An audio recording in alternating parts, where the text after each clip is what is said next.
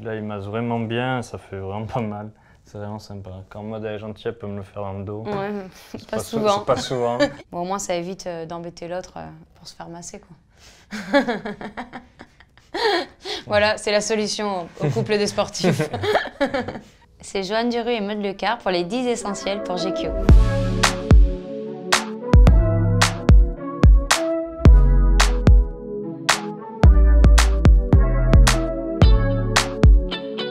Quand même, ouais. Ça, c'est quand même la base. Avant la wax, en fait. Ouais, c'est ça. Le vrai essentiel. La planche. Sans ça, on ne peut pas surfer, on ne va même pas voyager, normalement. On apprend tout le temps. C'est vrai qu'on n'a jamais fait de voyage hors surf. Non, pas encore. À part pour Paris aujourd'hui. C'est vraiment bizarre parce que tu peux avoir 10 planches, les mêmes cotes, le même poids, tout, et il y en a une qui va sortir du lot. Et c'est hyper dur à retrouver la planche magique. Bon, maintenant, elles sont plus faites avec les ordi et les machines, mais même encore, quand elles sortent de la machine, ils finissent un peu à la main. C'est hyper dur de trouver la planche magique. Je sais pas si c'est un peu fou, mais bon, c'est tout le monde comme ça. C'est vraiment, il y a une planche qui sort du lot et que tu n'arrives pas à t'en passer. Et tu finis par la casser. Moi, je les garde 3-4 ans. Toi, elles font... Ouais, si je la surfe tous les jours, un mois, c'est vraiment, ouais, c'est assez fragile. Bon, les bonnes planches, je ne garde que pour les compètes, donc elles font peut-être un an, mais... Alors, moi, un de mes essentiels, le coussin. Voilà, en voyage, c'est vrai que ça peut vraiment vous sauver des nuits. Pareil, on passe pas mal de temps dans les avions et dans la voiture, donc voilà, j'ai toujours mon petit coussin. C'est pour ma petite nuque douloureuse. Tu dors 12 heures par jour. Hein. Ouais, voilà. J'aime bien dormir aussi. Bon, ben, pour le surf, le plus important, c'est la wax. Sans ça, on glisse, on ne peut pas tenir debout sur la planche, donc c'est vraiment le plus important. Il faut en mettre quand même une bonne couche à la base, et après, avant chaque session, il faut en rajouter, sinon ça glisse. Et il y a plusieurs températures, donc pour chaque eau, la température est différente, on a une wax différente. Un autre, c'est le paréo, qui est assez utile pour les voyages. En fait, paréo, on s'en sert un peu pour tout. Je m'en sers beaucoup quand je sors de l'eau en tant que serviette, mais aussi quand je voyage en écharpe ou juste pour protéger ma planche ou protéger du soleil. Donc ça, c'est vrai que ça peut paraître un bout de tissu qui sert à rien, mais au final, les paréos, ça sert beaucoup, surtout au soleil et dans l'eau de mer, quoi. C'est un bon essentiel.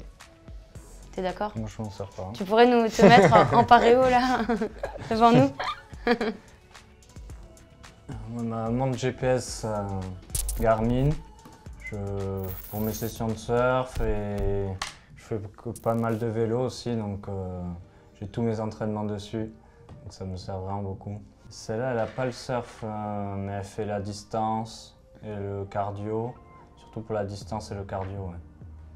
Kilomètres par heure, ça permet aussi de quantifier ton effort sur la durée et de te mesurer à toi-même. On a des applications, notamment Strava, qui fait qu'en fait, tous tes entraînements, ça peut devenir une performance en plus. Tu utilises ta montre pour essayer de battre tes records personnels et c'est vrai que c'est assez motivant en tant que sportif et puis même pour se donner un petit peu plus, même pas quand on est forcément qu'en entraînement, dans la vie de tous les jours, quand on fait du vélo, on va courir ou faire de ces sessions de surf. C'est pas mal, ça permet de progresser. Ouais, c'est vrai que ça devient addictif de pouvoir battre ses propres records. On est un peu compétiteur en plus. Ouais, un peu beaucoup, ouais. Tant que tu me bats pas. On surfe à peu près tous les jours, quand même, au moins une fois par jour. Ouais. Quand c'est bien 2 fois par jour. Et après, on a une routine d'entraînement, plus des sauts, proprioception, tout ça pour pas se blesser. Et être assez tonique. Et après, moi je fais beaucoup de VTT, moi elle s'y est mis aussi. C'est bien aussi l'hiver parce que les conditions en général sont meilleures que l'été, on a plus de vagues et il y a moins de monde à l'eau parce que du coup comme il fait froid, il n'y a que les plus motivés on va dire. Mais bon c'est vrai qu'on surfe moins que dans des pays chauds où tu peux surfer toute la journée. L'hiver c'est quand même, ça prend beaucoup d'énergie. Donc c'est vrai qu'on complémente pas mal avec les entraînements. Alors du coup, un de nos essentiels aussi, le tapis de yoga, stretching et aussi pour faire du sport, qu'on emporte partout. Ça permet de, partout dans nos voyages, avoir nos petites routines stretching et entraînement physique qu'on peut faire un petit peu partout. Ça se voit, vu l'état, que ça fait longtemps qu'on le trimballe. Hein. On vous ment pas sur cet essentiel. c'est le mien aussi. Voilà, c'est le tien. Franchement, de s'étirer, de faire du yoga, ça permet à ton corps de pouvoir performer plus longtemps.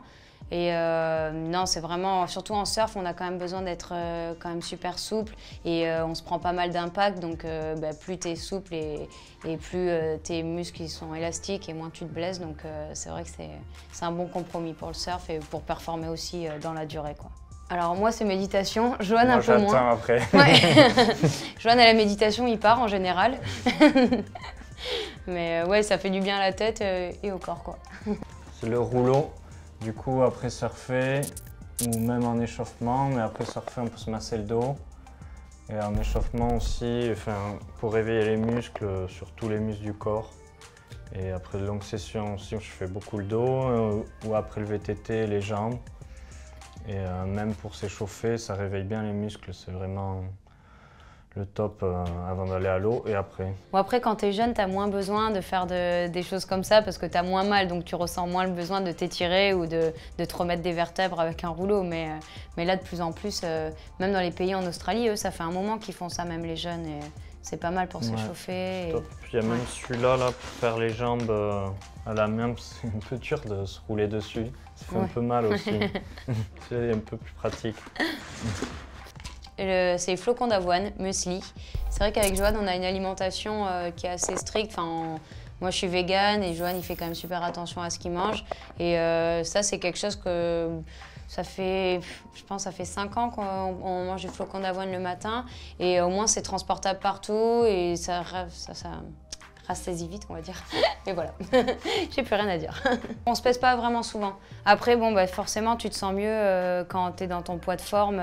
Mais bon, le surf, c'est assez bizarre même parce que plus tu es lourd et plus tu surfes bien. Enfin, moi, en tout cas, moi, j'ai trouvé que plus j'étais grosse et mieux je surfais. Oh, c'est vrai que donc, super grosse. Donc ça va, c'est pas super, enfin, c'est juste de se sentir bien à la rame. En tout cas, je prends du poids, j'ai eu mal à ramer quand même. Ça me fait... L'upgrade du rouleau.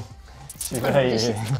Dans le registre objet de torture. Il fait plus du bien celui-là. Il fait tout seul et pour masser, ça... C'est un mini marteau-piqueur. Ouais. Ça fait... Celui-là, il masse vraiment bien, ça fait vraiment pas mal. C'est vraiment sympa. Quand Maud est gentille, elle peut me le faire dans le dos. Ouais, pas souvent. C'est pas souvent. Non, pour les contractures musculaires ouais. ou pour s'échauffer même les muscles avant d'aller à l'eau, c'est pas mal aussi. Et puis ça aussi, ça peut s'amener partout.